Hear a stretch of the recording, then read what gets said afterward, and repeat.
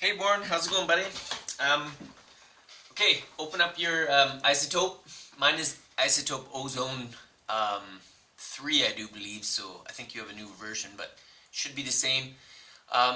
Go into the parametric EQ, turn it on, and then what you do is you go in here into the show info at the far left of the very top there. You got to make sure the shape says bell. And then what you do is right now I'm in the, I'm going to highlight this here. I'm in the mid frequency, so this is kind of the guitar realm. The song I'm using it's got guitar in it. I don't know, it's an okay example, but so what you do is you crank the gain all the way up, and then you crank the slope all the way up. Mine can only go to 12, and I think the gain can only go to 14. So you crank those up, you close it down, and then you get this thing. So what it does is it's just singling in on certain frequencies. So when I turn on the track, listen to how the mid is like it's really relevant in the mix, louder than anything else. And then what I'll do is I'll move this around, and you'll hear how you can hone in on certain mid frequencies, like for the guitar. Okay, here it goes. See, it's kind of like a flange effect. So what you do is you go in and you find out where it sounds really the worst.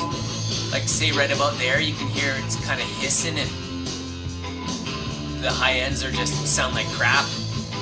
So then once you find that, you stop it, go back to here, and then you can take this and you drop it -6. Oh, it went +6, never mind. -0.6. See if that worked. Oh, I'm on the wrong one. -0.6. Oh, I changed the... Don't smoke crack while you're working on music equipment. Here you go. You go into the gain and you drop it down -0.6. And then what happens is you hide this, and it just barely takes it under the line. But what it did is it won't ever let that mid-range frequency reach that crispness if you turn it all the way up. You can even turn it down more, like you can minus it more. I'll make it more relevant here. Go in here and make this -6. So now you see how it's dropped down. So now it's just honing in on that frequency. So it's not going to really wreck